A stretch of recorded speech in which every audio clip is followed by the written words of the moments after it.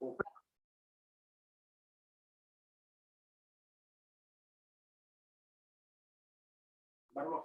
StreamYard, the Zoom.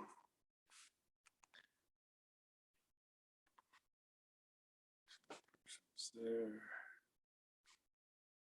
Resend it to them.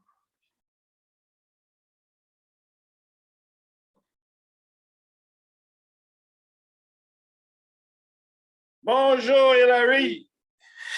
Bonjour, comment ça va? Très bien, très bien. How you doing? Good, super good. All right. Did you watch the first thing? Yeah, I was there for the whole thing. Okay, good. Yeah.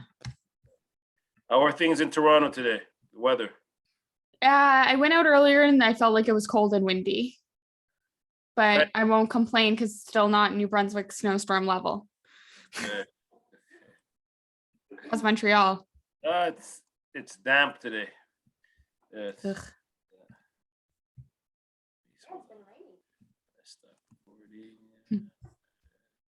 If yes, you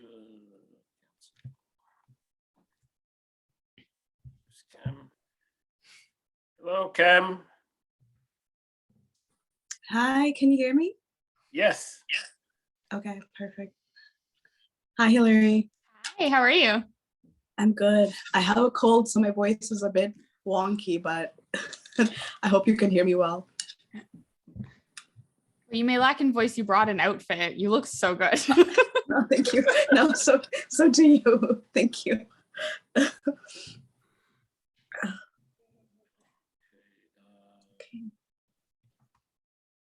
What time is it in Nova Scotia? Actually.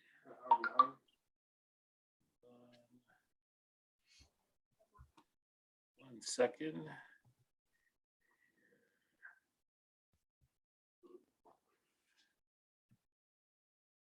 You send a ticket on this one? Yeah. Just make sure you do the same thing for next week's. I think I did it until like 5 o'clock for both. Give me a second here.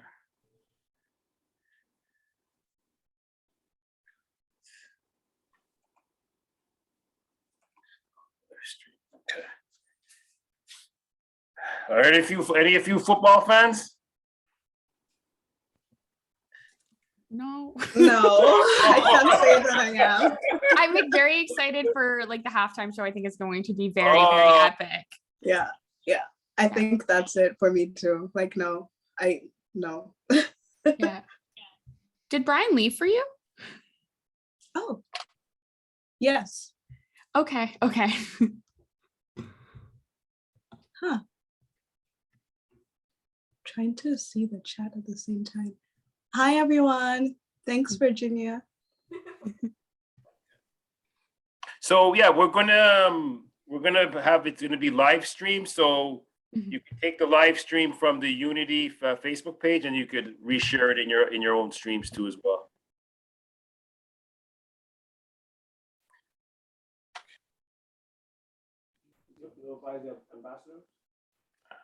Yeah, we're on Chat. track. Hello, Some of everybody. them had trouble finding it though.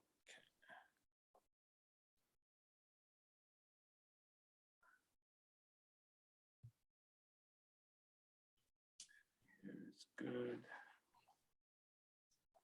Now, how's the weather out on the East Coast? It's actually been really nice today. The sun's out. It's not that cold. The snow's melted off the ground. It's been pretty good. How about you guys over there?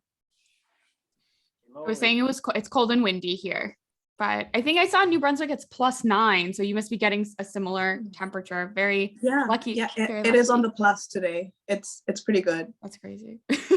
which is nice. Oh. Yeah, I don't like that about Ontario. Yeah, less snow, but I feel like it's been bitter cold for a while. Yeah, But yeah. I won't complain. Cam, are you originally from Nova Scotia? No, I'm originally from Kenya. Oh, okay. Yeah. So I moved. Actually, I used to live in New Brunswick before, and then I moved to Nova Scotia Oh, about 4 years ago. Yeah, okay. What do you prefer, Nova Scotia or New Brunswick? definitely Nova Scotia. I don't even think that's a question. Oh, wow. Oh, okay. Okay. Yeah, but yeah, Well, it's like yeah, a small big city. I like okay. to say. That's what I like to call it. Okay.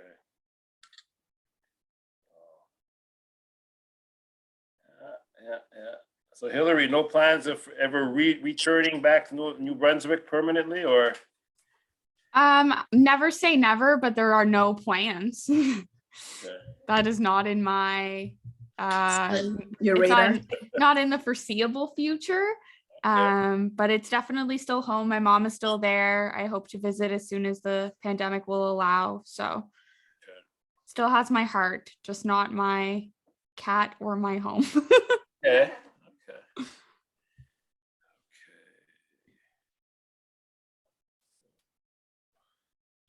So we're gonna go live at exactly 3 o'clock. Okay, perfect. 3:30. Sorry about that.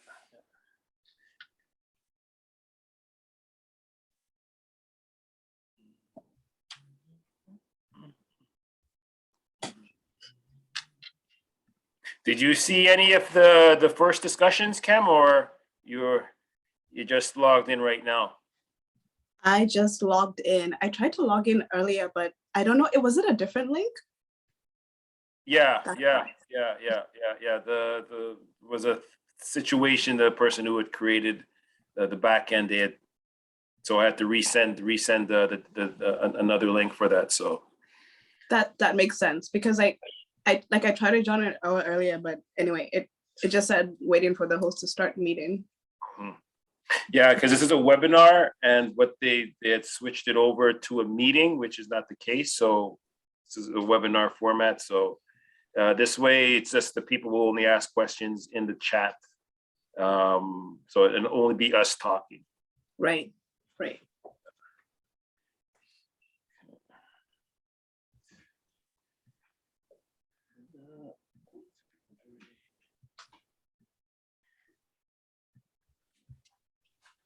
Have you been to Montreal, Kim? I have. I've been once. I think that was in 2019, and I absolutely loved it. I would move there. It's only the language barrier that got me. That's it? It's only the Francais? It's only the Francais. I know. My French is very poor. Okay. Yeah. Everything. There's a lot of politics in this province. Well, Montreal is not that bad, but it's so it's interesting. It's a special place. Special place. Okay. 3:28.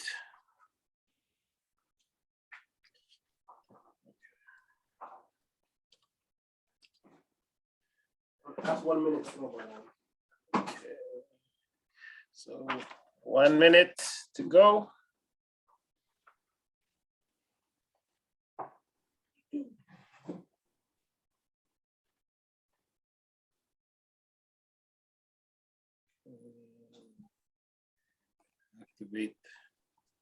Activate the Facebook. All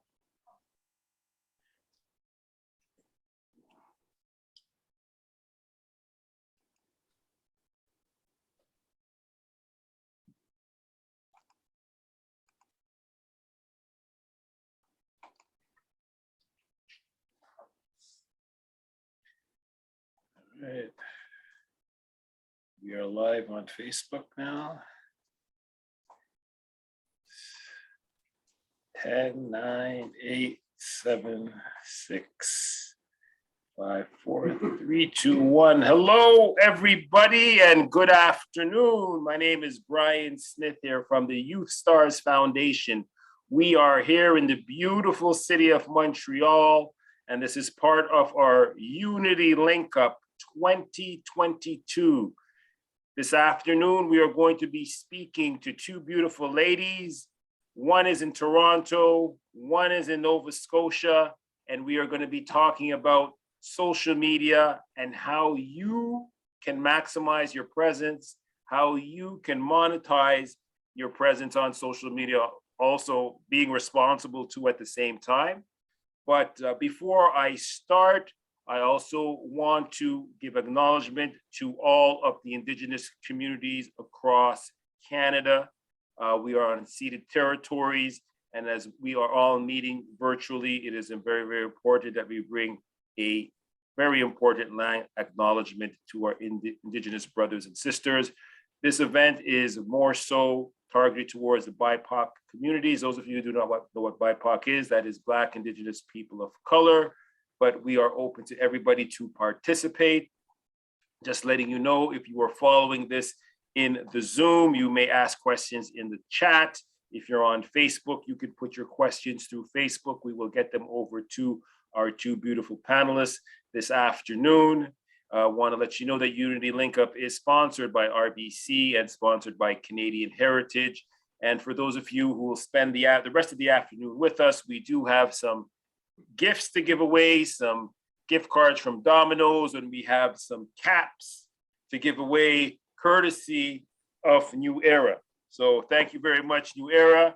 And let me bring to you right now, I'm going to introduce to you Hilary LeBlanc and Kem Stima. So Hilary, let's start with you. Tell us who you are, a little bit about your history, and how did you end up on Unity Link Up? Sure. So Hilary LeBlanc, I am 28 years old. I am part Senegalese, part white Acadian from New Brunswick. I do communications for two nonprofit organizations in Ontario, but in my very limited spare time, I host 4 different podcasts. Most notably, I am currently the co-founder of Black Atlantic, something that we launched for Black History Month, which seeks to amplify Black voices, primarily from the East Coast, or something that has impacted the East Coast in a positive way, just to tell more Black stories, because we felt that that was something missing in New Brunswick from the experience of myself and my co-founder. But we do have other guests on. We've even spoken to Kem before, which is very lovely. What I think brought me to Unity Link Up is probably my work in my writing, because Brian, you reached out to me, but I've been a freelance journalist for By Blacks. This week, I launched my partnership with Our City Canada as well.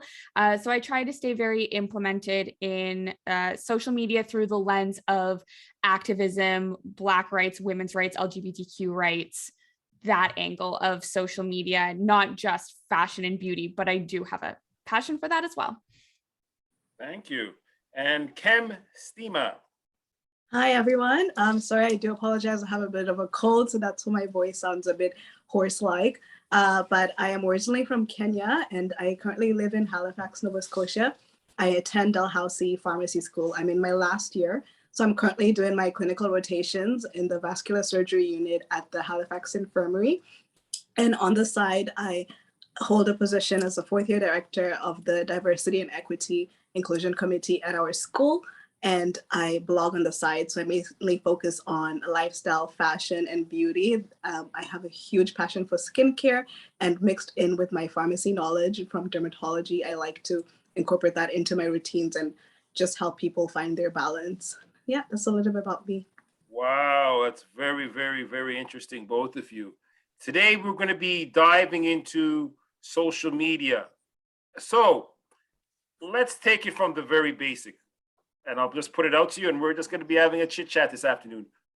People always say social media, social media, social media. What exactly is somebody who's coming from the very, very basic, maybe somebody who's just turning on a computer, going onto the internet, finding all this information? What exactly is social media? Yeah, it's such a broad question, but social media is basically a virtual platform that you can connect with others and share ideas, thoughts, and build on things like that. So you can use it for so many things. It's sort of having a virtual world, you'd say. Okay. Yeah, I would completely agree. It's, for me and my background of education, it's a place where you can communicate. It's now turned into not just social media. It's a place where you can shop, you can experience different elements of the world. Sometimes it feels like you can travel through the lens of other people. But I think at the forefront, going back to, 2007 and what felt like the beginning of Facebook in my life, it was a way to connect and get to know people and see what people were doing on a daily basis, which has evolved to several platforms to help you experience world in various different ways. Okay. So going back from that time, and it's evolved, And I think now it's just, it's growing exponentially. So it's just, there's been another blast or explosion of social media. I don't know if it's because of the pandemic, people are at home. It's just a way for other people just to communicate. But for you, why do you think social media is so popular? I think right now it's popular. I feel like the pandemic has, really solidified why it's so important for me. Social media, it is that means of communicating. It's being in Toronto and knowing I can speak to my mom who's in Moncton and my family who's in New Brunswick. It's a tool for discovery. There's so many cool things, products, places that I had no idea existed until I was shown them on a screen that I get to hold. But it's also the power of being able to tell I'll say from a Black lens, the power of being able to tell our stories and feel heard, and then find that sense of community and feel even further heard and seen, that I think is so pivotal, and why social media has become integrated in our daily lives. It's really a means to connect with people in so many different levels. Okay, Kem, you introduced yourself. You're what are you studying in school again? Excuse me. Pharmacy. Pharmacy. So how does somebody who maybe has a lab, I'm thinking about pharmacy student, maybe lab coat, Yes. glasses, into their books. How does somebody with your background have this interest into social media? Why, what's the draw for social media for you? And then maybe the next step as far as being an influencer. I think for me, I don't like to put myself in a box. So like, the stereotype of a pharmacist is somebody who's, so you're studious, you're smart, and like all you do is your books, which is true. That is all I'm doing at the moment. Excuse me. But at the same time, I've always loved fashion, and I've always loved beauty, and I've always loved skincare. And so when I learned about dermatology in pharmacy, I got so fascinated. I remember loving that subject so much because I was already into skincare, but now I learned the science behind it. So I always started seeing, let me see how I can share this knowledge on social media and see what happens. So I just started sharing my life and sharing outfits I wear, sharing different things. And I became an influencer accidentally, is what I'd like to say. Okay, but you said accidentally. Now, is there a school? Are there social media classes? Has it evolved to where you can go to take a class at a university, a college, or even in high school where somebody can develop their social media skills? Or is it still something where, oh well, you just learn as you go, and maybe you go on a YouTube and everybody's just sharing information? I mean, what's your story, Hillary? My story, honestly, I wanted to be a fashion journalist, and I knew at the time social media would help me pivot in that direction. But at the time, there was definitely no courses on just how to get like a massive Instagram following or a YouTube following. And I would even still say that I don't have that. What I do have in my toolbox of skills is the knowledge of what works for different algorithms, for different specific niches, and I can tailor that to various organizations. I wouldn't necessarily say that I'm blowing up personally, but being able to work in a healthcare sector and pivot their social media so more people know about their organization is also really vital to a communication lens. So I wouldn't say it's as easy as walking up Ryerson's steps and taking a course and suddenly learning all about the ins and outs of an app.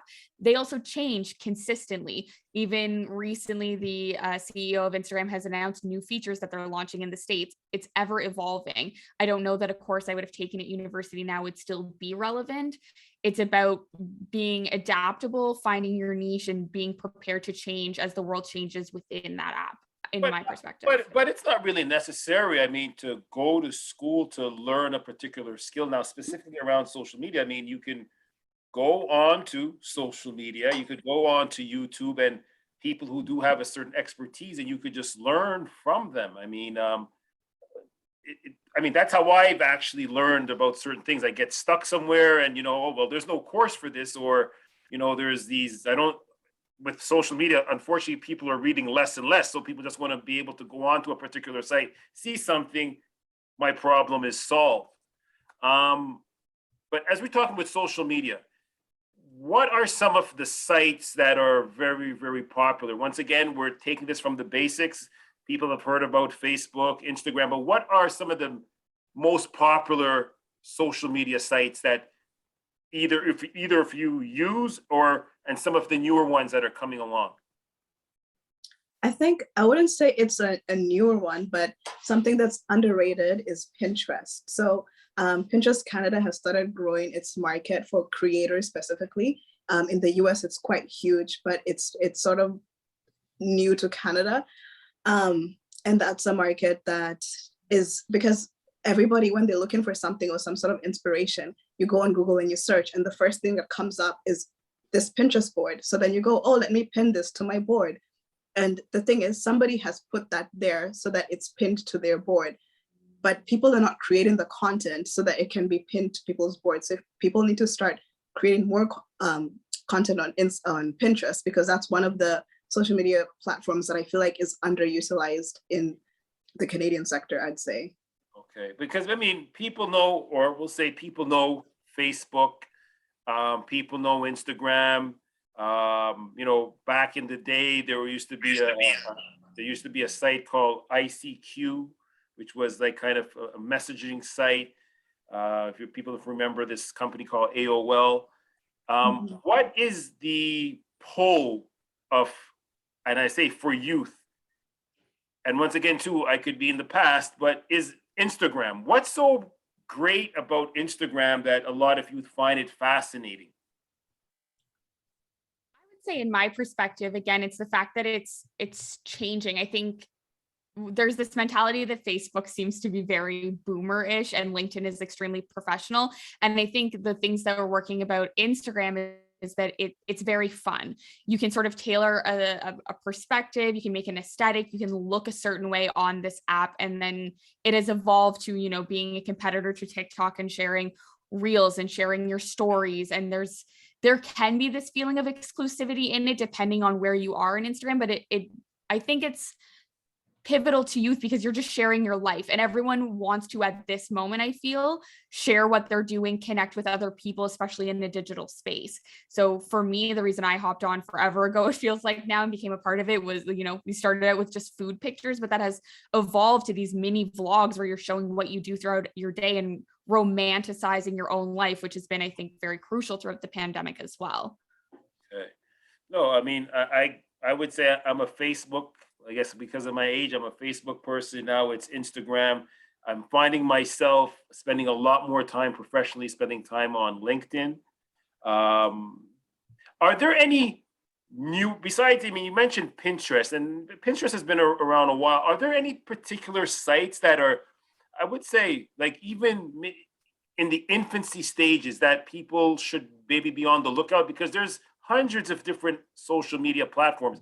We know of the big ones because they're very, very, but like you talk about TikTok. TikTok 3 years ago, people really didn't know about it. Now TikTok has seen this growth. Are there any like similar sites like TikTok that are coming up? I don't know off the top of my head because I'm primarily focused on Instagram / TikTok and Pinterest. So I honestly cannot say. So what is it about Instagram for you then, Kim? What does Instagram allow you to do to put yourself out there and do what you want to do? What is the pull for Instagram for you? I think more of like I've used it for such a long time, so I'm used to it. I know it. It's home. It feels comfortable, and you can share static posts and videos and go live. And there's so many different ways you can put out your content there and talk with your community. And the good thing about Instagram too is that you're not only relating to the people who follow you, but people on your explore page. That if you get on people's explore page as well, you tend to grow your community even wider. So the reach can be far more than the people who follow you. And I've come to make a lot of social media friends through Instagram that I've eventually met in person and built actual strong relationships, it's been a great journey. Well, that whole go live function, specifically with Instagram, I mean, I think not everybody, but people are just looking to get noticed, getting a following. or just reporting on what's going on in their lives, right? Good and bad. And that whole Go Live function, I see that a lot of people have really made use of it to say, you know what, I've got something on my chest. I want to say something. Maybe I'm not happy with my level of government or what's going on in the world. And it gives the people a voice. Is that something too with social media, that it offers people to say, it gives you a voice to express yourself? If we look at compared to traditional media where, okay, you want to say something, okay, in the past, okay, you'd be lucky if your television station would come and interview you. Now you could interview yourself and tell people what you're going through, what you would like to do, and you could build a following through there. Hillary, with all the things that you're involved in, is that something too that it allows you to give you a platform to say what's on your mind? For sure. I think it really builds that sense of community, like Kem said, in a different way. It can be from an activism perspective, from just getting things off of your chest, but it can also be building, a community around something like fashion.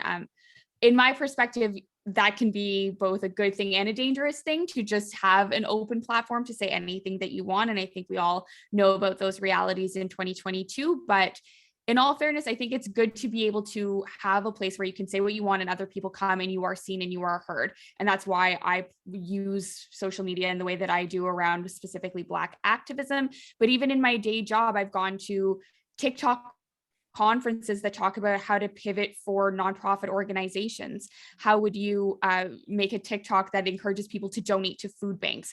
How can you, spread awareness about what's really going on in other people's day-to-day lives who may be struggling or may just have, a hard day or a gripe with a member of parliament. So it is an open platform. You can say anything that you want, and it's up to the platforms to really monitor that. Yeah, but saying anything you want, here's something. I mean, it is February, it is Black History Month. Do you find that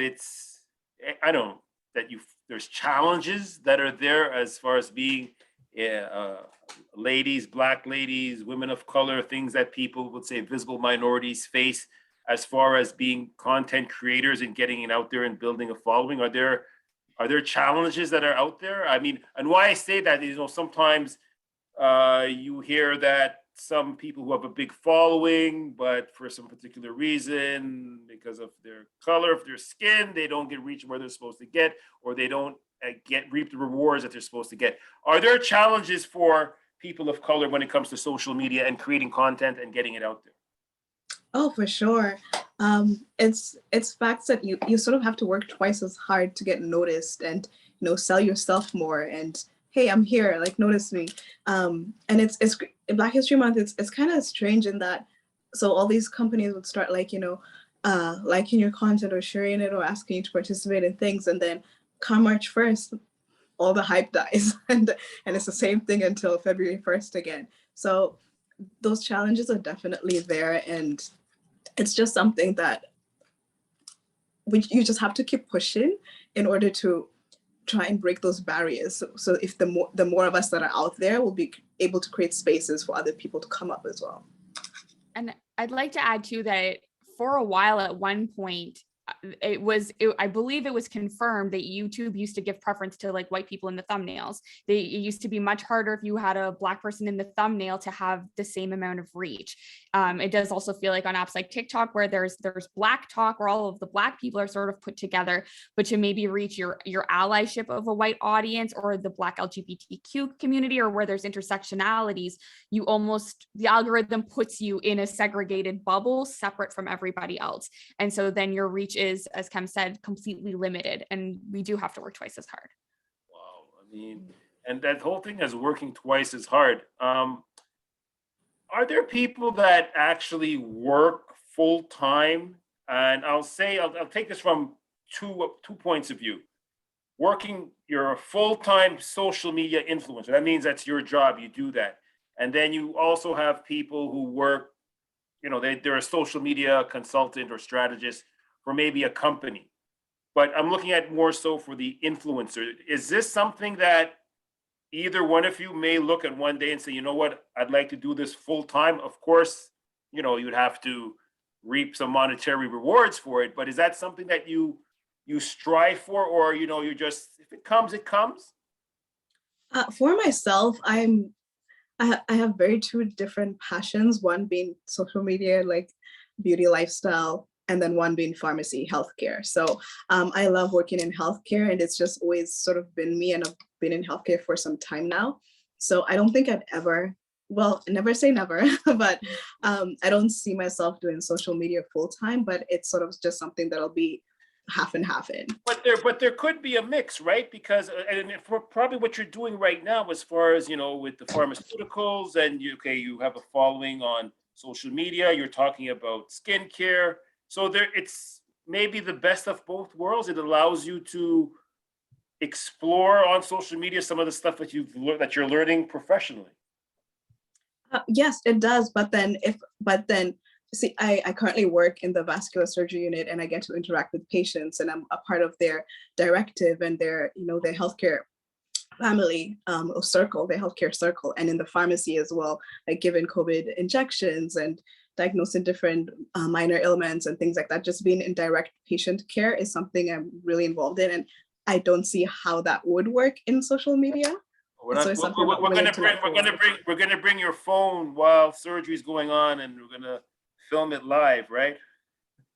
But as I bring that up, has the selfie craze died down? 4 or 5 years ago it was selfie this, selfie that. Justin Trudeau was taking selfies. Has that died down, or people still take selfies, or it's not cool anymore to take selfies? I think we still take selfies, but they just don't look like selfies. It's very much now the ring light, the selfie timer. I like, one of my favorite tools that I have is a Nikon D3600 that you can flip it, you can see yourself, and you use your phone as the remote so that they're still like the most high quality image possible. And I remember thinking it was bananas that through Bluetooth, I could see what my camera was seeing on my phone. Because while I'm not that old, I still remember like having the first digital camera ever. I remember the Kodak with film. So it's definitely come a long way, but no more arms in the frame, I think, is the intent with the selfies now. Well, you, Hillary, as I said, you have various platforms. Yes. Just give a quick plug to with a Black Atlantic. Black Atlantic is the main one, yes. Okay. Has it crossed your mind to say maybe this is something that you could do full time? Yes, I think I fall more into that second category that you were saying, where social media is my life, but for various other organizations, including the ones that I'm building now. I think if we got to a point where, there was enough funding, sure, maybe I would quit my jobs and make these podcasts full time. I think it's really interesting work.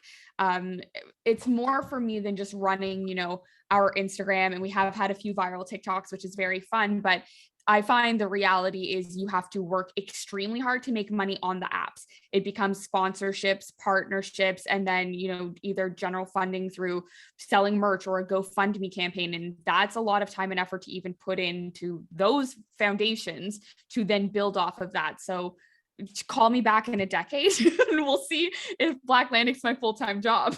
But here's the thing. Once again, and those of you who are logging in right now, this is the Unity Link Up. Put on by the New Stars Foundation. I'm speaking with Ken Stima. I'm speaking with Hillary LeBlanc. We're talking about social media, how to maximize it, and how to monetize it. Now we're talking about the monetizing aspect of it.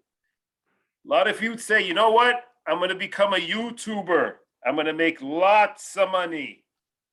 How does that all work? I know from a YouTube standpoint, things have changed significantly since a wide variety of controversies done by primarily white creators in the States.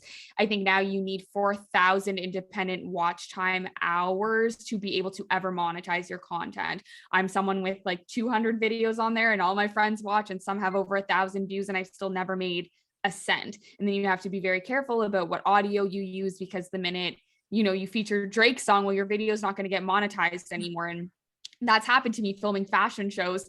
I can't control their playlist. They control their playlist, but then my video would never make me any money if it got popular. So like I just said previously, I find it very difficult. And all of the apps are obviously different. A lot of people have complained about the TikTok Creator Fund. I really think the money lies within sort of selling yourself and pitching yourself to companies, and less from like YouTube or Google directly. So as far as with, I mean, we mentioned YouTube. So I mean, with YouTube, is it that, I mean, from my perspective, is that, okay, if you're going to be making money off YouTube, you got to have like millions of followers or something like that for you to actually make some money. Is that how it works? Is it like you just have to, they pay you like, I don't know, you get like a penny per video or per like or per this? I mean, is it something that is realistic that somebody could actually make a living off YouTube? And people do, but is it like, what if you have any idea like what the percentage is? Well, I remember back in the day, I think it used to be, like you said, something like 10 cents per, I don't know, like 1,000 views or something. To me, the only way I think it would be realistic is building that following on another platform and then trying to convert them over. I don't know how many people anymore with all of the other, it feels to me like we're all moving to such short form content because our attention spans are so stretched and there's such little bandwidth. So who's going to watch a 20-minute video so that I can make $5? It doesn't feel realistic to me anymore from that perspective. Like, it feels like less people even gravitate to YouTube anymore. So I wouldn't go for the YouTuber ambition, but things can change. They've created shorts now to compete with TikTok. So I'm not an expert on that. Well, why is, and Kem, why is TikTok, why is TikTok so popular? I think it's because, just adding to what Hillary said, like, our brains are wired that we pay attention to such little things. So in the first 10 seconds, if you're not grabbed by that video, you're swiping away. And so TikTok's algorithm is great. It's different from Instagram, where when you're scrolling down your feed, you're scrolling through people you don't actually follow, and you'll get content from everywhere in the world. So you'll see everything you possibly can. And if it doesn't grab you in the first 5 seconds, well, you're going to scroll to the next one and something will eventually. So they've mastered the algorithm and it works, and it's working great for them. And Instagram is trying to compete with them with the whole reels and everything, but I feel like they just haven't mastered it as well as TikTok. But in terms of like monetizing, like, I can speak more towards Instagram because I'm not on YouTube, but I know people do make a living off of being an Instagram influencer full time, and I do know people who have quit their jobs. And primarily the way to do that is through getting brand sponsorships. So they send you a product or maybe an experience or service, and they pay you for that. So maybe you have a per post or a story or a reel, or sometimes you might have a long-term relationship, which is always better because that way you get to genuinely have a good relationship with the brand and with the audience, with your audience, and you get to get a steady income from that when you have a long-term contract. So basically these, we'll call it corporate companies, aside from, putting money into, we'll call it traditional advertising and marketing where, TV, radio, they would rather attach themselves to somebody who has a following and push their message through that particular person then. Yes, because traditional advertising, so they spend millions of dollars on that and it goes on TV, and yes, millions of people will see it, but not in the way they won't reach you, like the way a person you genuinely know and follow will. So this is why there's different categories of like influencers. You have the macro influencers, micro and nano, and these companies will target all 3 tiers because they all have a different following, and it's all about the engagement, right? Not so much about how many followers a person has. So if your followers are engaged with you and you speak about this product, somebody is likely to buy it rather than them watching some random person on TV, like, oh, here, buy this product. I don't know if it'll work for me or not. So that's why they're able to spend so much money on these influencers and distribute it around instead of doing the traditional TV ads. Okay. What are some tricks of the trade? A youth comes on, they're on social media, and we'll say, I mean, youth, they don't want to know anything about Facebook anymore because that's for the old people with no hair like myself. But Instagram, what are some tips that you could give to somebody? Because everybody's looking, I need to build my audience. I need to get this following. What are some things that you can tell that person, he or she, to say, you know what? you need to do, some basic steps that they need to build your audience. Yeah. So first you need to figure out why you're doing it. What is your goal? Is it to gain popularity or a bunch of followers, or is there a message you're trying to share? Are you trying to grow something? So first find what your purpose is, because when you find your purpose is, then it'll be easier to create and curate your content around that. So once you've done that, patience and persistence is key. A lot of people give up when they don't get the immediate reward or attention, but you have to keep striving and growing, because if your post just reaches 1%, that's great. Keep moving and building on that. And at the same time, you're learning and you're working on your craft and you're perfecting it and you're seeing what works and what doesn't. And even when you create something and you don't think it's great, still share it, because even though it's not that great, you are learning from that and your followers are seeing that. And at the same time, as you're doing that, you're building your community. So you're showing that you are human behind the screen and you're not this perfect person that social media sometimes tries to portray. And at the same time, enjoy the process. It's going to be tedious, it's going to hurt you, you're going to cry, break down sometimes, but at the end of it, when you finally come to whatever goal that is you have, that you set for yourself, it'll be something very rewarding. And the other thing is to make sure you're trying to grow a community and not fans, because a lot of the pages sometimes you'll have, and growing the community is the hardest thing, because you put out a post and you get all these heart emojis, likes, fire, things like that, but those are more like fans rather than a community. Like, get people who are going to read your caption and engage with you on that, because that is what brands are looking for. Okay. Hillary.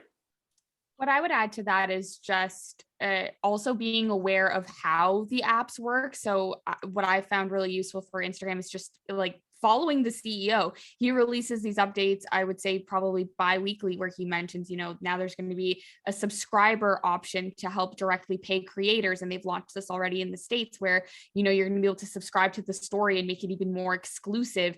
And it sounds to me similar to Patreon, where you're going to be paying for this service, but you'd be paying the creator directly. That's knowledge I would not have gotten any results if I wasn't actually following the CEO himself and being able to have that knowledge directly given to me. The creators of these apps want people to use their apps so that they make money. And so helping us make money in the process is the best, the biggest brand partnership you're going to have is with Instagram directly, paying attention to what they say about how many hashtags you should have. At one point it was like 30, now it's only 5. You really just have to keep up with the way they ebb and flow and tailor the app to what they want it to look like. And I think that's the best way for success, on top of everything that Kem said. I can't agree more. Okay. Also too, once again, taking it from the basics, we know that we have to invest time, right? Because, to learn certain things, put out the post, create the post, upload it, do the follow-up, it takes time. But have any of you had to invest money as far as to say that, well, okay, you're on social media, you got to make sure that you have a good phone so that your images are clear, because if you're putting up crappy pictures, people are not going to look at it, or that the quality of the video is good. Maybe you have a home studio, a great webcam, a 360 camera. Are there any initial investments that you said, what, this is what I want to do. I'm going to have to upgrade some of my equipment. I'm going to make sure that I have a decent computer that, that works fast. Did any of you have to do that? I feel like, go Hillary. For me, I think it all came gradually, because I started blogging and social media at like 14 or 16. So as I got money, I was able to invest. I would say the most important things for anyone starting out in this day and age is a ring light and a tripod that can hold a phone or camera.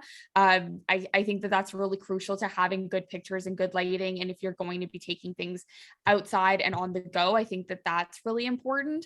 What I've had to invest in now further on has been a computer with more space, because of all of the various podcasts. All of these audio files and video files are way too large for a smaller computer. So I have both an iMac and a 250 gigabyte capacity MacBook Pro. And then, as I mentioned before, the Nikon D5600, I think, or 3600, it has just great selfie capability so that you can get those professional photos that look like you reached out and found a photographer, but it's just yourself if you're creative enough and have good lighting and good space.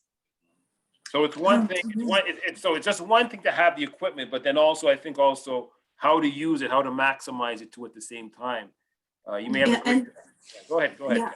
No, I was just going to add to what Hillary was saying. And honestly, sometimes like you can be thinking like, okay, so I'm going to save up and get, my ring light and my tripod, and I'm going to upgrade my phone. Like, just start. Honestly, like that is my advice. Just start. Like, because at this day and age, not everybody has a smartphone. So you have a camera. So like you can get a really good picture even with the current phone that you have. The first thing to do is wipe your lens. A lot of people actually forget to do this, but wipe your lens with a nylon shirt or a napkin or anything so that you can make sure it's pretty clear. Stand in front of a window and use your natural light, because those are the best pictures you're going to have. Wait for golden hour, and the hour before sunset, and you'll get that nice sun-kissed glow, just different things like that. And as you grow, then you can go and see what ring light you want to invest in or what tripod you want to invest in. And I remember when I started out, I didn't have a camera. I was just using my phone, and I'd only make sure I take pictures in the best light, so the natural light. And further as I went on, that's when I was able to invest in a camera. And then after that, I realized, oh, I need a different lens. And then I further invested in that, but through the money that I gained from social media. Because if you're trying to get other people to capture this content for you, like professional photographers, it can get very, very pricey. So it's better for you to learn how to do these things on your own. And while you're working on your craft, YouTube is an array, like it's the best place you will go to learn how to do a lot of these things, to learn how to edit photos, how to shoot videos, how to self-shoot and things like that. But can something on social media, can it be, can your appearance be like too professional? And when I say too professional, is that somebody puts something up, but you could see that the photo was taken by a professional photographer and it's edited and it's polished down, where sometimes some people just want to see that organic, something that was maybe just in the now. Can something be too professional, or that's basically, or is it more like a personal choice what the person wants to put out there? I think it's more to do with the personal choice and what the person wants to put out there. But I think a great way for your followers or your community to get to know you more is going on Instagram story with no makeup on, or going on live so they can see who you are on a day-to-day basis, or post videos of selfies of yourself too without any makeup if you wish to do so. But it's wouldn't some people get disappointed? Like, I don't know, like they see you one way and then they see you another way, and like, or is it just like, what, we want to see you how you are. This is who you are, the realness, rather than, we don't want to see everything that's polished all the time. Yeah, I think people prefer to see the real you, because that's how they know that there's a human behind this Instagram, and then they'd want to connect and engage with you because they see that you're a real person. I think that there's a time and a place depending on the content and depending on what niche that you're in. I've definitely posted more of my polished like modeling photos, but there's definitely an understanding like that this is specifically a photo shoot. And as Kem has said, and if you follow me, you know that I am, screaming about boy bands and my cats on my Instagram stories all the time. And that's very authentically real, even if my feed looks more, like Toronto girl aesthetic or trying to go out or modeling photos. I think people know that I think that there's a level of understanding that the feed can be a bit fakey, as long as the stories and the person who's speaking to you on maybe a more daily basis is a real person. And I will say, I while I'm a big proponent of the makeup wearing all the time, it's always jokes anyway. So everyone knows that she might have lipstick on, but she's a mess inside. No, and the reason why I bring this up, Love that. and it's not necessarily, I'm not thinking about pictures, but I go on to my Instagram and all you see is people living a life of luxury. These Rolls Royce, Mercedes Benz, the people living the good life. And I think it's it's a lure for a lot of our youth who are not able to really filter that out and say, you know what, yeah, well, this is real and that's not real. And they see it and then they say, that's who I want to be. That's how how they're going to get there is another thing. And it's a little bit scary. And it just leads into another question as far as to say that, can somebody be spending too much time on social media? I mean, we try to say in life, it's great to have this balance, but do people spend too much time, and are there some warning signals that I could, if a parent here is watching this afternoon and saying, you know what, yeah, my son, my daughter is online all the time, they're on their phone all the time, they don't know what their kids are doing. Can somebody be spending too much time on social media? Absolutely. I definitely think so.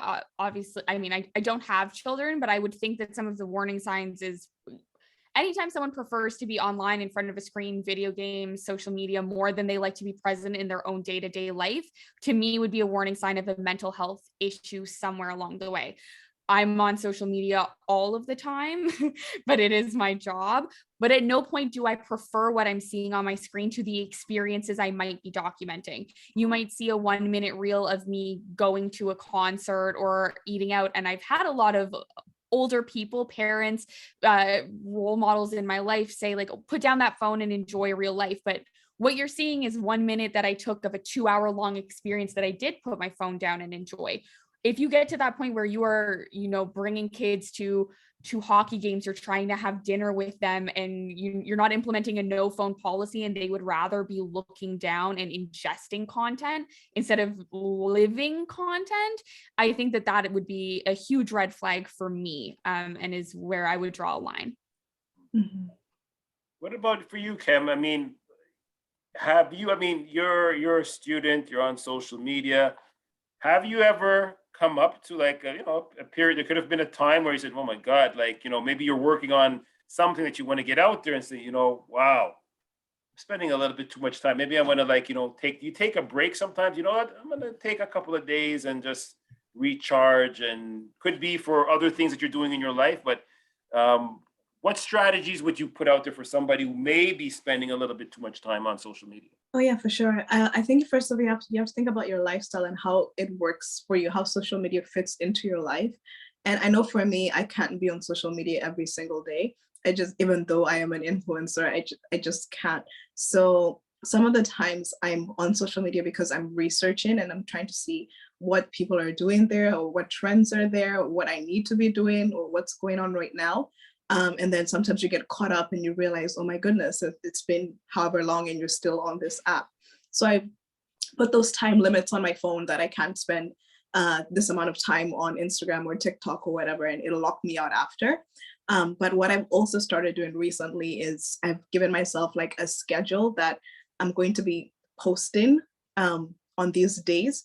And these days is the days that I also engage with my audience. And on these days, like, I'm off. Like, it's like on the weekend, like, or in this day, I'm off. So I actually see it as a job. So I have to take time off from it, because otherwise it reaches a point where I go on social media and then I see comments and notifications and I start to get a headache because I'm getting so overwhelmed at like seeing the red notifications, and they drive me crazy. And I'm like, oh my gosh, I have to respond. So now I'm trying to build a schedule for myself so that I'm not on there all the time, because it's something that you need to take a break from and go and read a book or something.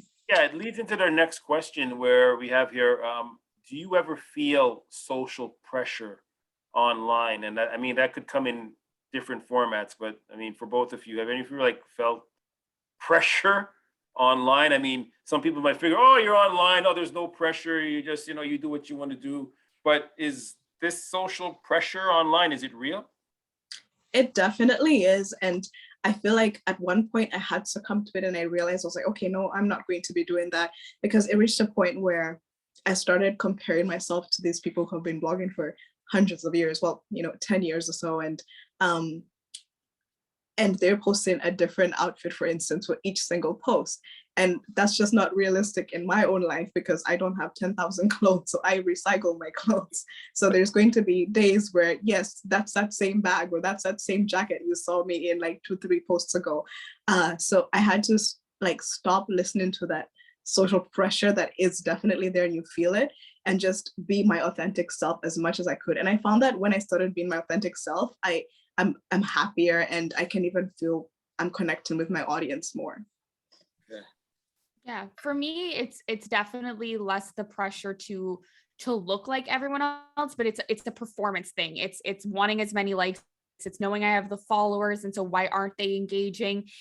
For me, it's very much a job performance review, wondering how I can achieve the most likes, because that can equate money. It's the same thing as getting a 5-star review from your boss. And so for me, that's the pressure that I feel, knowing things that I can post that will get likes, and then wondering why some things flop.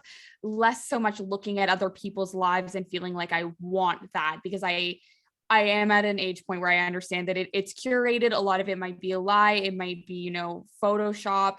And so I'm able to filter that out. But the likes and the engagement for me is where I still fall a little bit into that. I wish I had that engagement.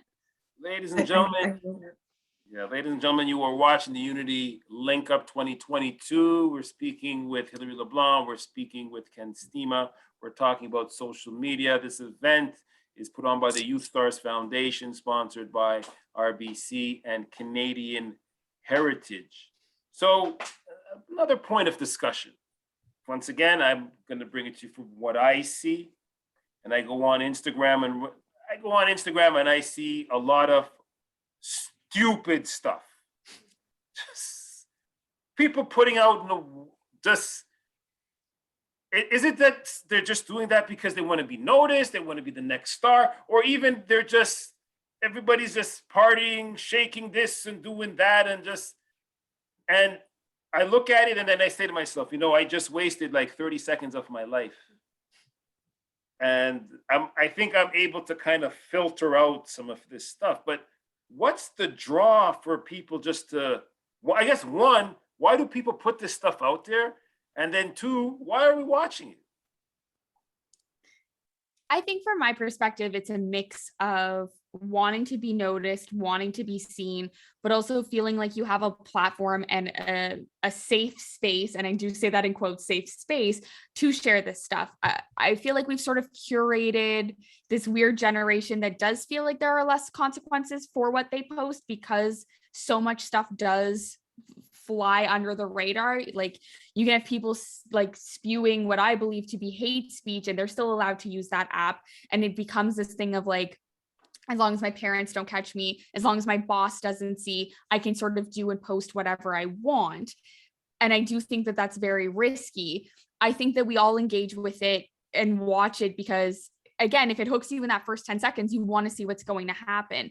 But then a lot of people are just copying things that are trends and trendy, and they see people doing something and they want to emulate that, whether they have the facilities to do it or not, whether they can dance in the same way, whether they look the same. They just want to be liked and perceived and appreciated in that same way, and they don't believe that there are consequences to those actions. But what you said, Hilary, I mean, how does someone then, maybe for no fault of their own, just because they're popular, and how does someone deal with harassment online? Like, you could report somebody, but like, what steps can somebody take? Well, from my perspective, specifically for Black Atlantic, we get racist people all the time, or trolls. We've had people, say that teaching critical race theory is actually teaching racism. And we try to a certain extent to engage in educational conversation and explain our side as Black people wanting to just end ignorance. And we feel that education is that way. At a certain point, people just use social media as a place to vent and say anything that they want, and they do not want to be educated. And that's when you can go as far as to block people from your page, report people. I find in several instances, for example, I've had somebody imitate my Instagram to sell a very specific adult type of content, and I reported it several times to Instagram, and they did absolutely nothing for like 48 hours, and this person was pretending to be me. again, if these apps know that these people are going to generate content for them, the apps might not always be on your side. I think that you have to take it into your own hands as much as you can and as safely as possible, but also trying not to engage and ignore it, especially if it's just trolls or people hating or people saying things that are racist.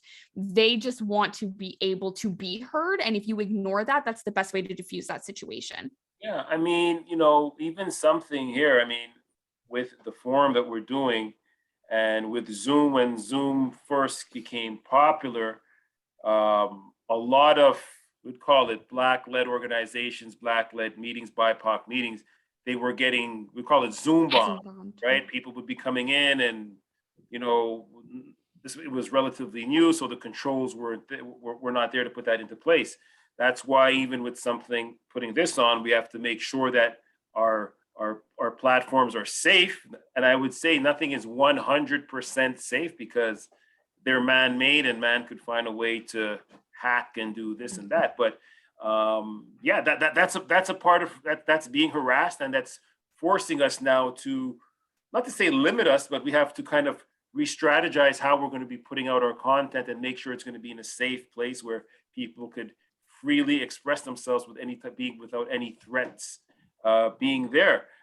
Cam, have you ever come up with any harassment online? Have you, you're out there? Yeah, I remember when I got my first hate comment on Instagram, and I was so stunned. I just was too stunned to speak. I did not know what to do, and I was like, oh my goodness.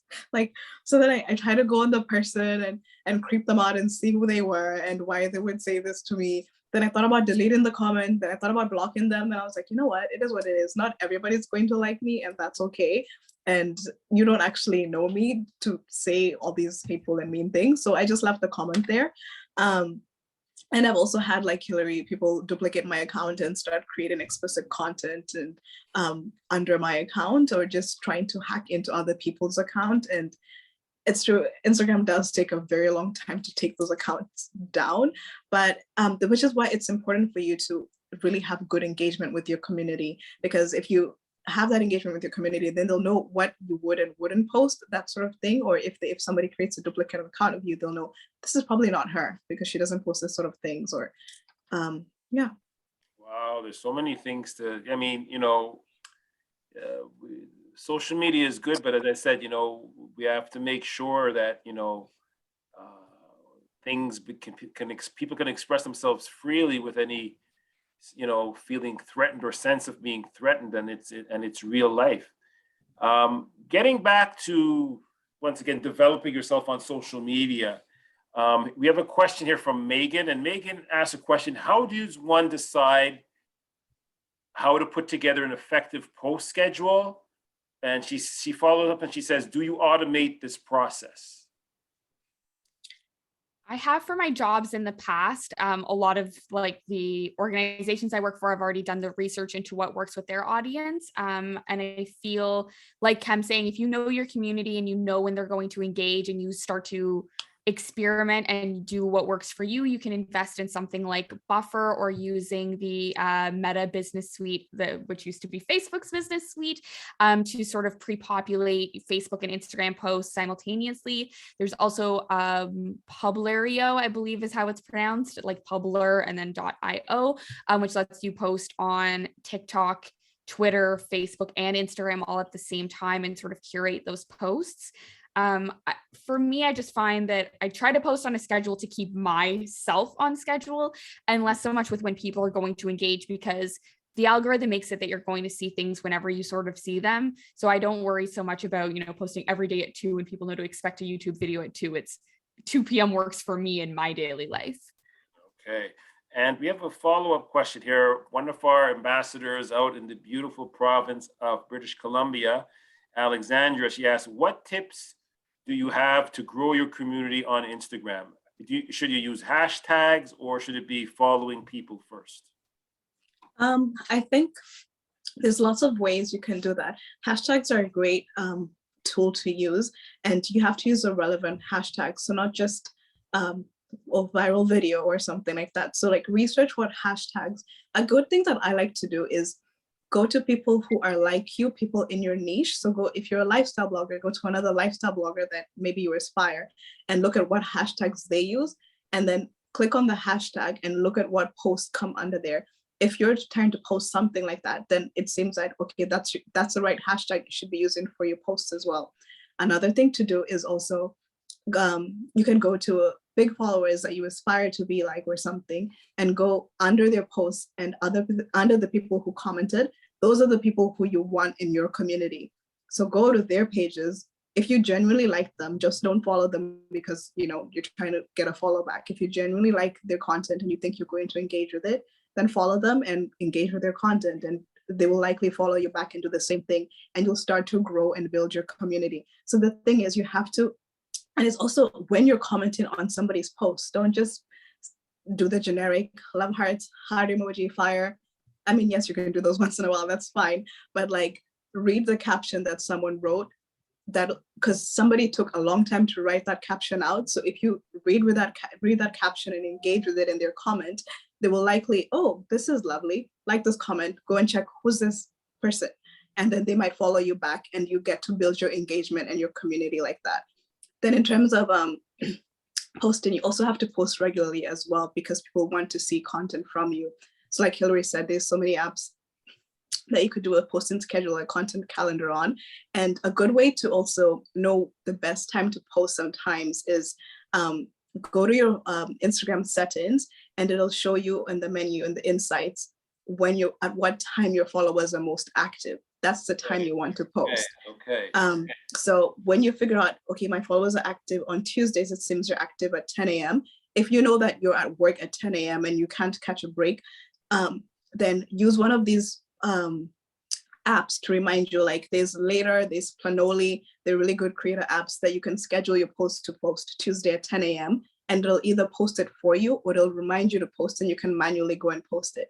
So, and then when you do post it, it's a good thing to stay on the app for at least 15 minutes or 5 minutes, and engage with other people's content so that they can click on you and they'll see, oh, you've posted something new, and they'll engage with that as well. And that's a really good way to build your community. Okay.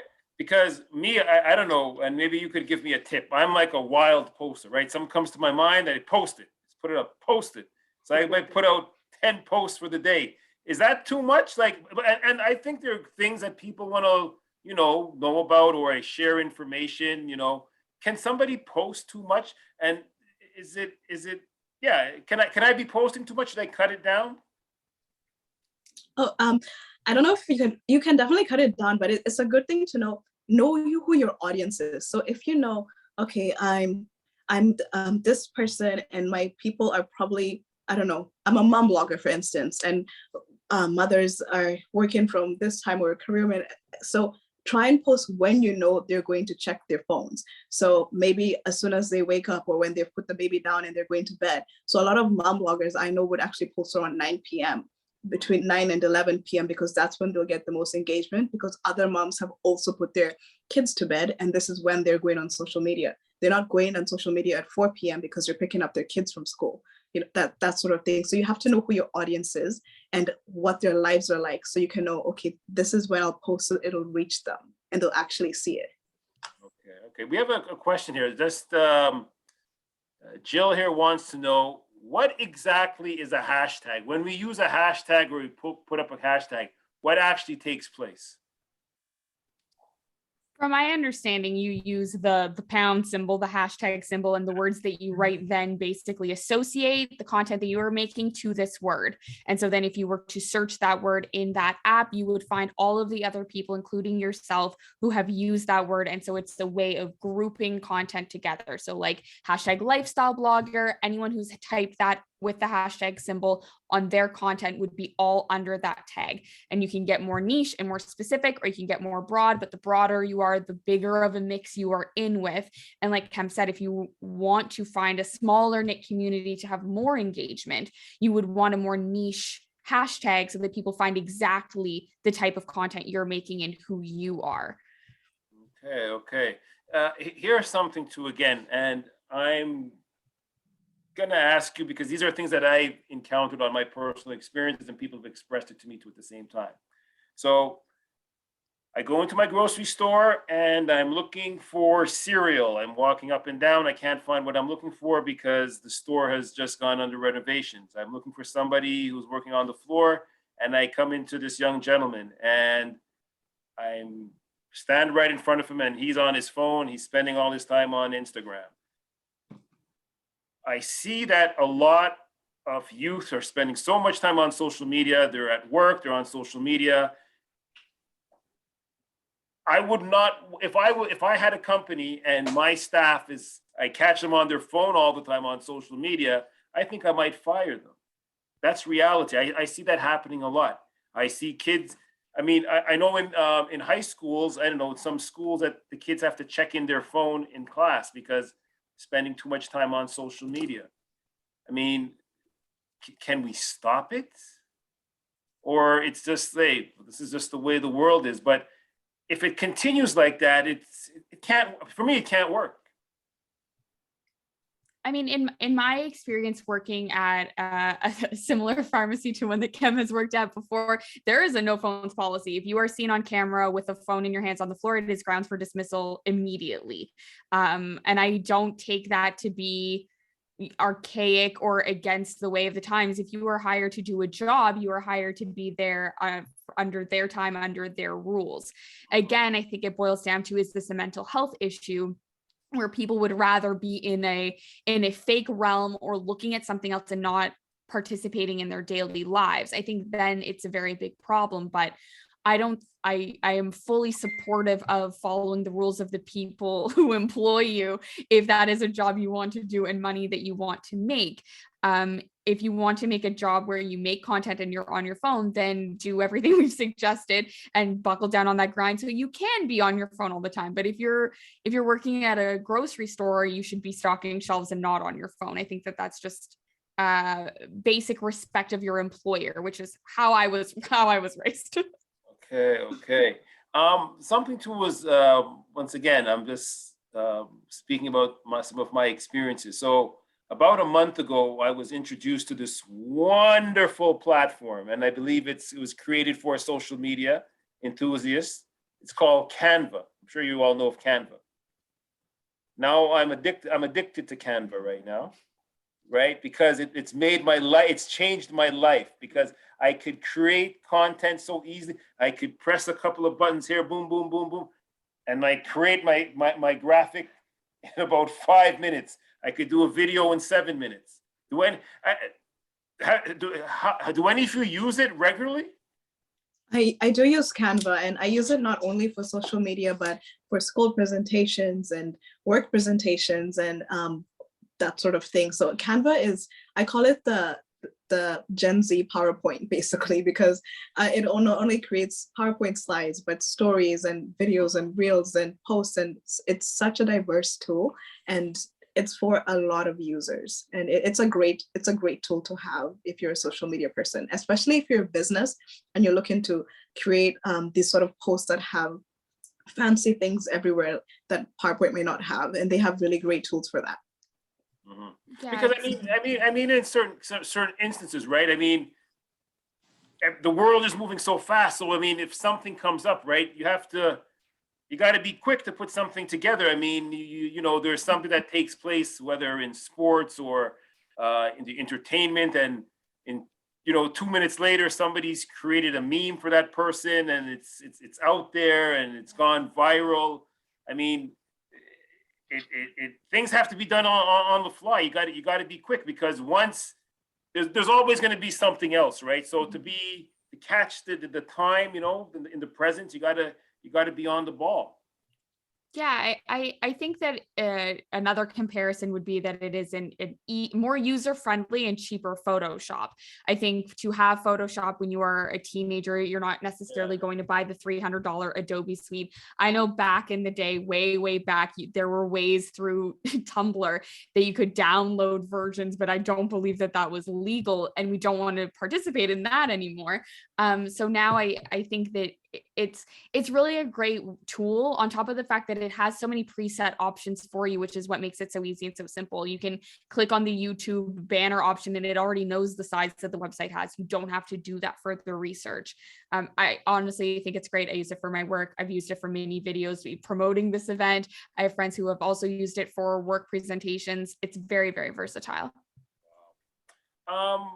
Another question, social media, and because both of you have a background of community engagement, getting involved in the community, what recommendations can you give nonprofit organizations who may be, you know, there's challenges with money, challenges with staff, you got a Facebook page, you got an Instagram, maybe not necessarily somebody who could, you know, put so much time towards it. Do you have any tips for those people to say, you know what, because it's important for them also to reach their clients and their participants and their public. Do you have any tips to give to like nonprofits, NGOs, how they could benefit with their social media platforms? Yeah, for sure. That's my whole job.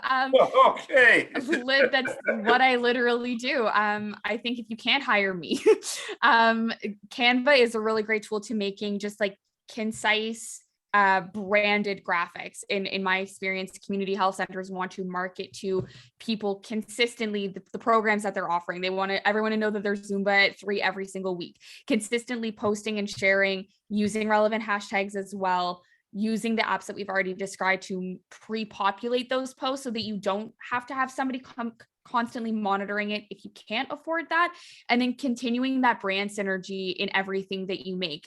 Simply adding a logo or using the same colors gives the semblance that you are a put together NGO. If maybe you're not, maybe you are struggling. One thing that I learned about when I went to the TikTok nonprofit conference I was able to attend is that there are also apps that allow you to put parameters for a video and then send those parameters to your staff members so that they're making the content for you.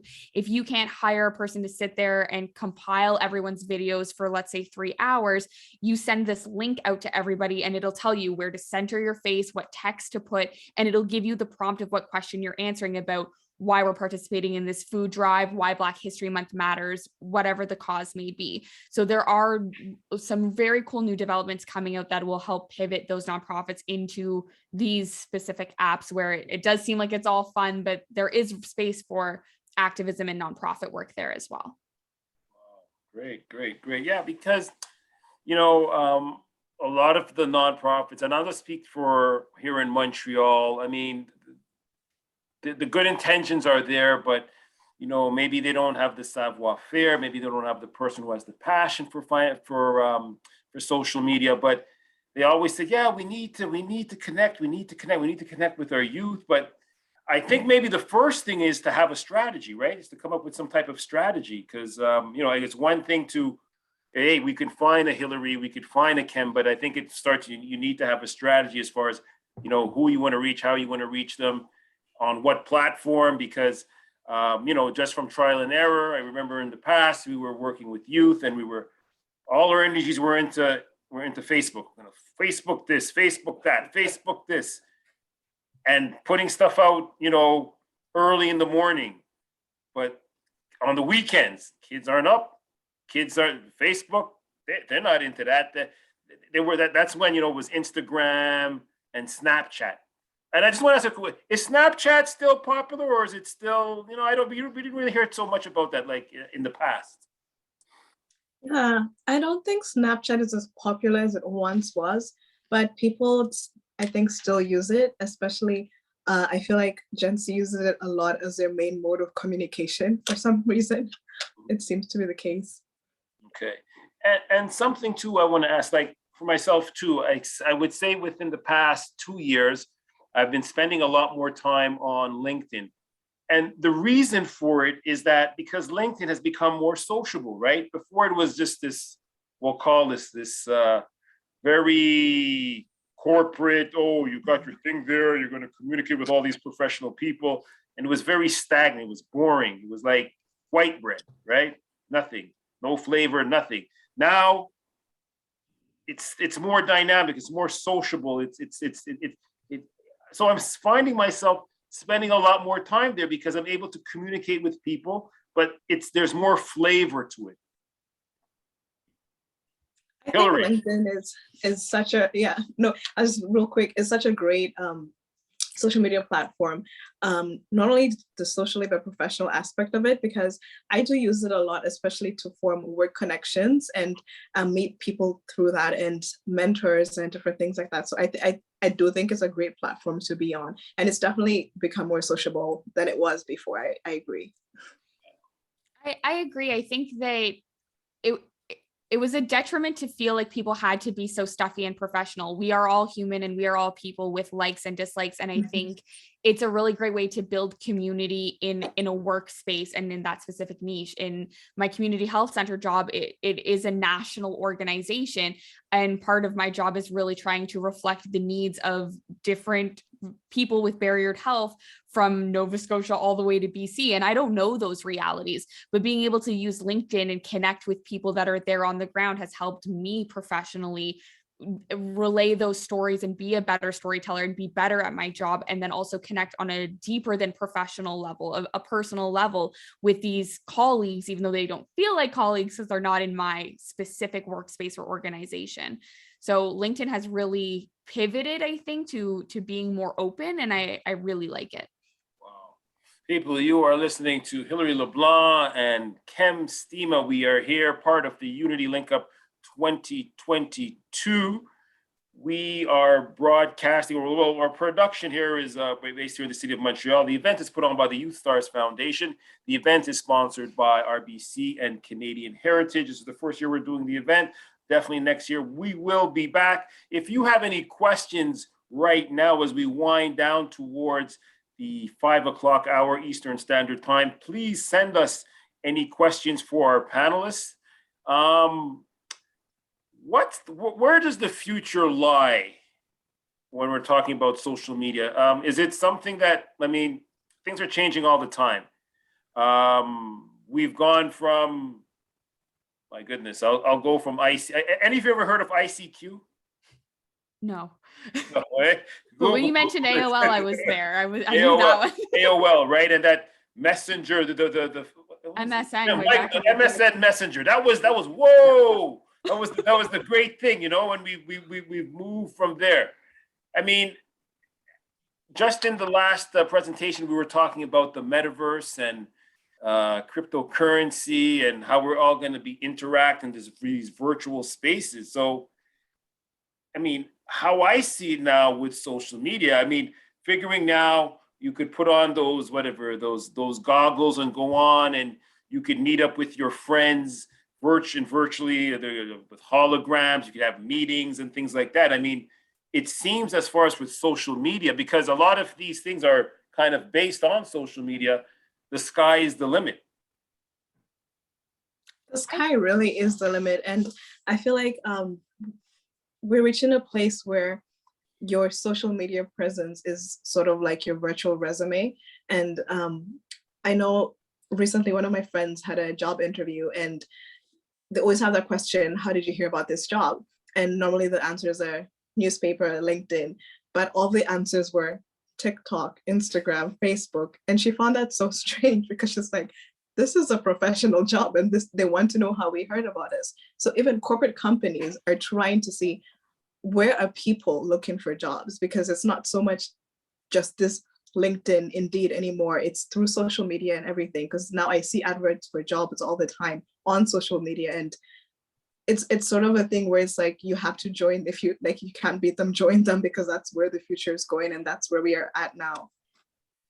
Yeah. It's I mean, we were talking about the goggles, and I guess one day, but it's gonna come where I could just put on my reading glasses, and I could be going out to dinner with Hillary, and then after that, me and Kem could be going to a Snoop Dogg concert just by putting on our glasses, and we don't have to move. But it's a bit scary, isn't it? A little bit scary, though. I mean, it's like these virtual relationships all the time, where it's like, no, that's not a real person. Oh, it is a real. No, it's like, isn't it?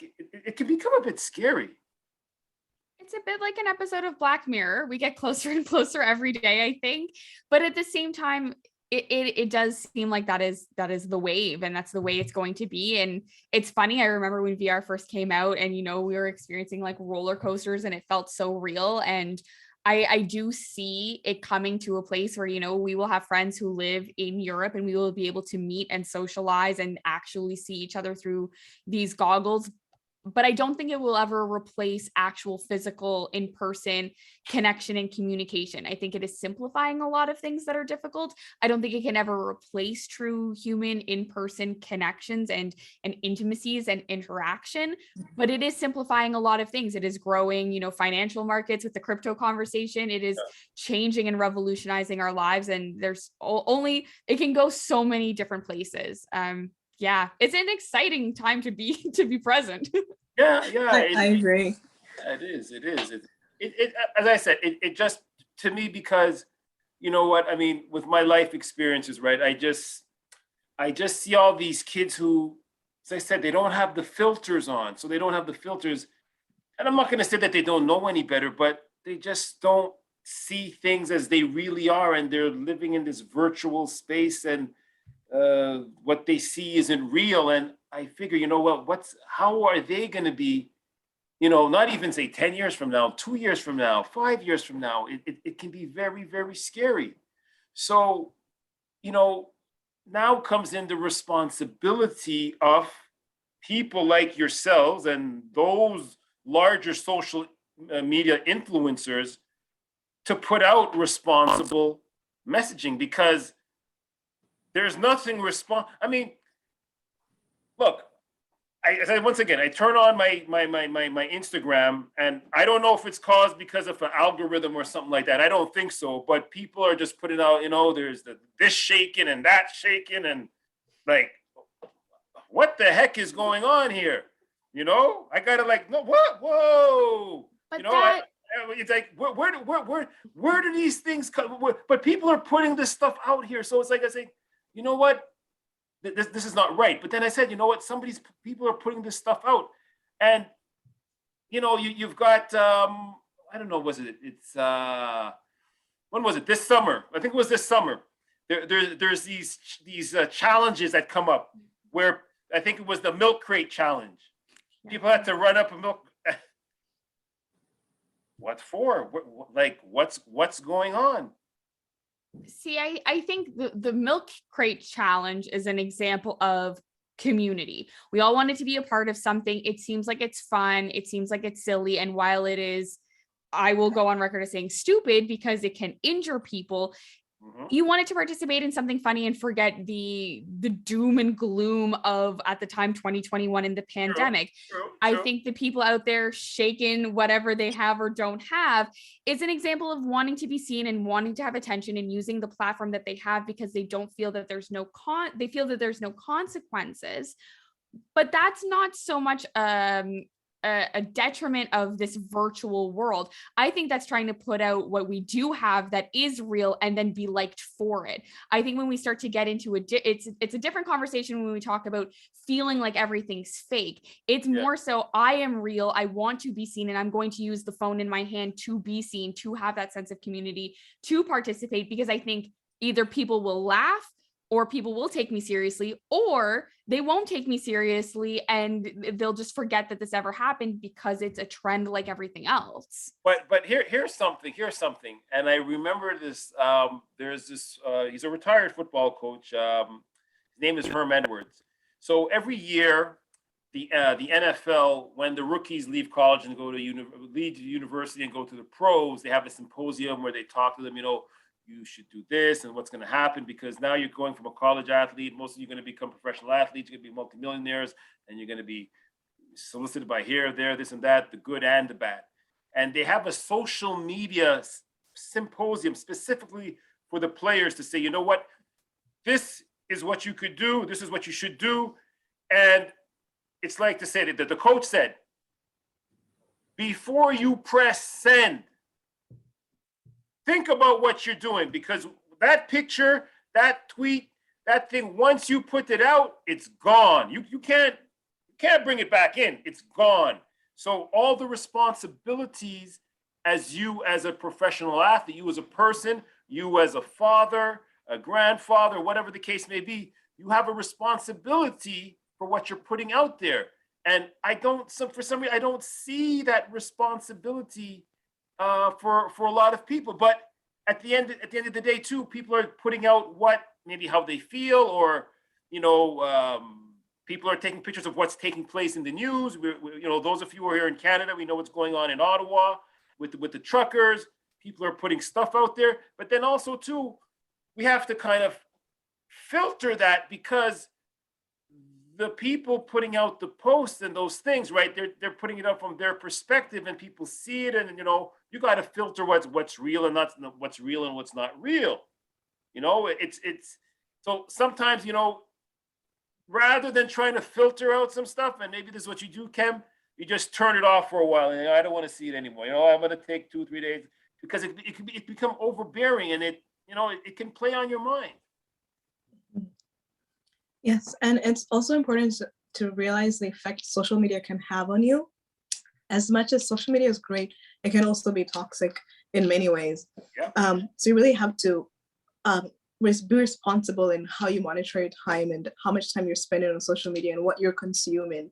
And I know on Instagram, you can go and post that I don't want to see this video again, so I'll click it and say, don't show me this types of posts again, so that you can sort of curate your feed to be content you want to consume, instead of just random things that might not be benefiting you.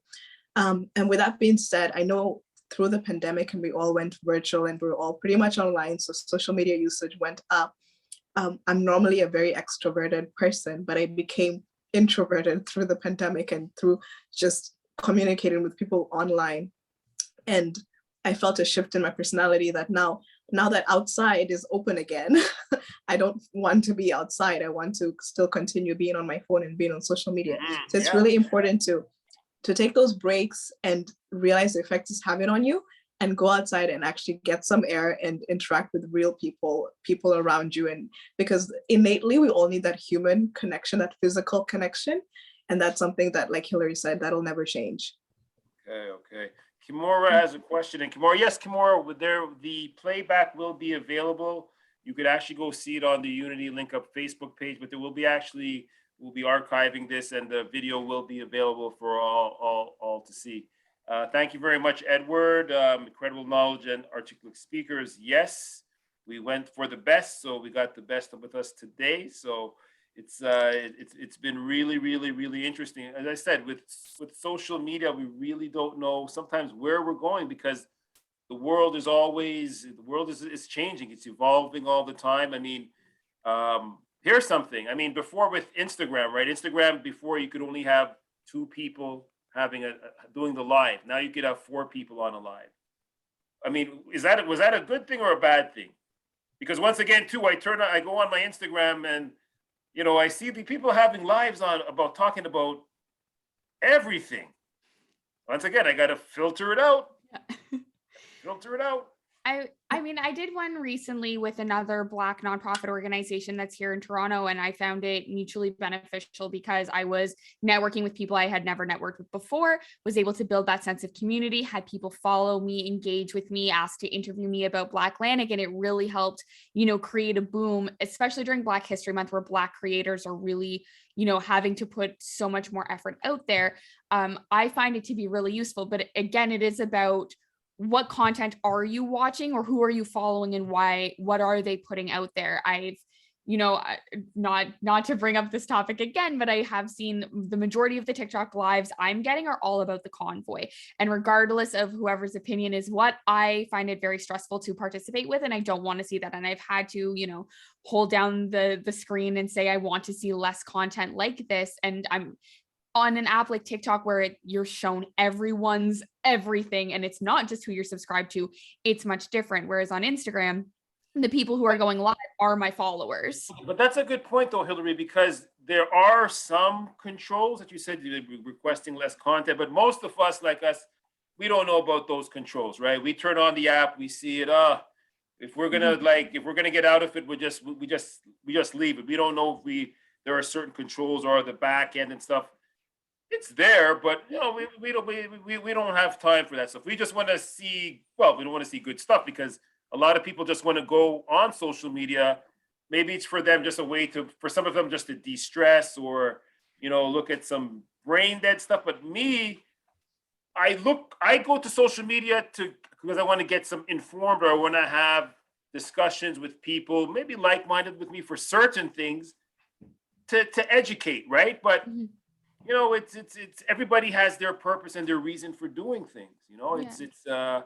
It's just that as far as, once again, for the youth, the youth out there in Canada, it's like, please, you have to take time, and not everything is glitter is gold, and it's always good to question things too at the same time. Not because you see, before they said, you see something on TV or you see something on social media, and even though it's happening in real life, you see it, it doesn't mean it's only one person's perspective, so it's, I just find that we find ourselves doing a lot more filtering. Yes, the information is there, but we have to filter.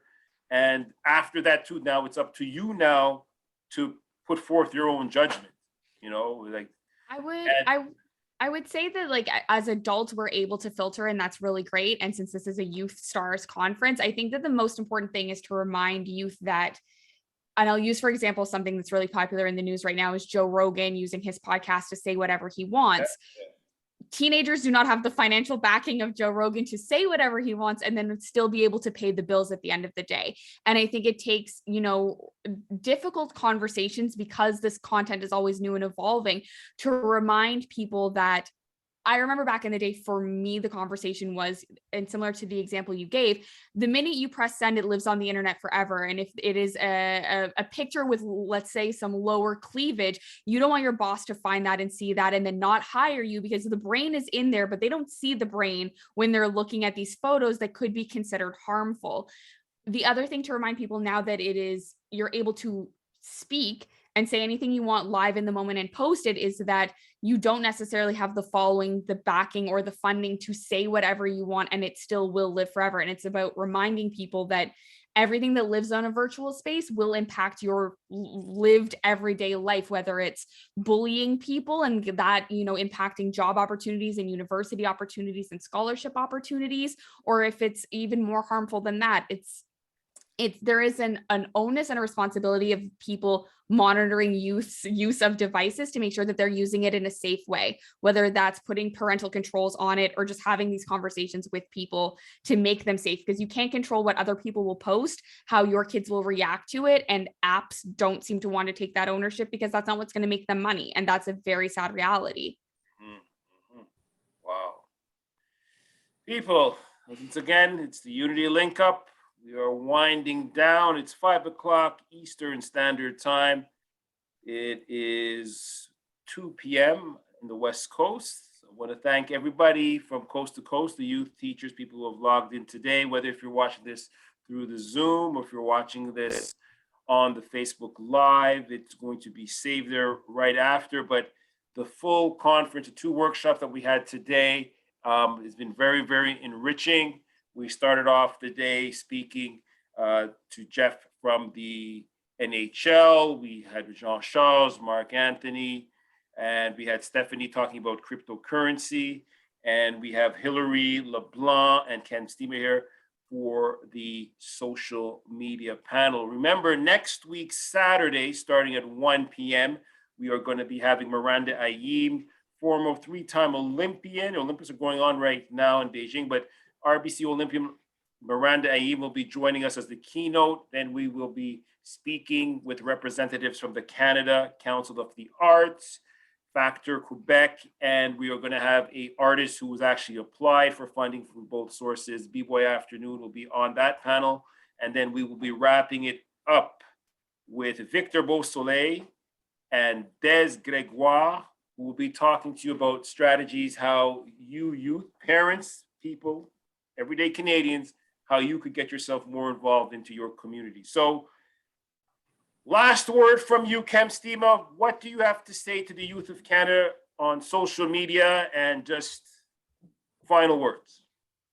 Yeah, so once again, everyone, my name is Kem Stima. You can find me on Instagram at House of Mora. That's MORAA at House of Mora. We can engage there further. If you have any questions, I'd be willing to go further in deeper conversation. But just start, grow your presence, be consistent, be patient. It will happen, and keep growing your community, keep thriving, and don't compare yourself to anybody else. Everybody started from somewhere. If you want to compare yourself to somebody, go to that person's page and go to their initial first post, and you'll see the growth that they've had, and you'll realize that it takes time. So be patient with yourself, be kind to yourself, and just put in the work, and you'll see it flourish. And it's been so lovely speaking with you all today. Thank you very much. Hilary LeBlanc. Yes, thank you so much for having me on today. I'm Cropberry on social media, and also Black Atlantic is the podcast that I work on. And my final thoughts are mainly that everything Kem said is completely correct, on top of being intentional and trying to find what your purpose is. I think that's some of the best advice, and especially when we're speaking to youth. And as we were saying, you can just sort of post anything and it feels like it's non-consequential. Take that second moment to really think about why you're posting what you're posting, and if it's going to benefit or harm you moving forward. And so my mantra for this whole year, and I'm 28 years old and I'm still learning, is just to be intentional with everything I post and my word. So, ladies and gentlemen, once again, I just want to also take this opportunity to thank all of our ambassadors who helped put on this event, from Hilary herself to Rare in Ontario. I'm going to go from Patrick in Alberta. We have Manuela, we have Harvin, we have Elijah here in Quebec, Samantha in Nova Scotia, Osani. Am I missing anybody else? We got Osani. Who else? We got, Hilary. Osani and Des. Yes. So we got everybody there. Thank you, all of you, for being involved in this event. We've got another week of promotion. Yeah, we got another week of promotion. We are going to be giving away the Domino's Pizza gift certificates. It will be a raffle. So we're going to go into the database for the people who have signed up. We're going to be a raffle. If you win, you'll be in contact with you. Plus, if you we give a couple of hats too for New Era as well. We'll be doing that through a raffle too as well. But once again, everybody who's participated, we are moving on to next week, February 19th next week. So if you see this video, share it. It's one link, unitylinkup.ca, just to register. My name is Brian Smith. Everybody have a great weekend. Go Cincinnati Bengals. Stay safe, everybody. One love. This is Brian Smith signing out from Montreal, Quebec. Remember the Youth Stars Foundation, and remember, we will be back. Unity Link Up 2023 will be on the way. Thank you very much, Gad, and everybody who logged on. Thank you very much, Alexandra, in the beautiful province of British Columbia. This is Brian Smith. One love.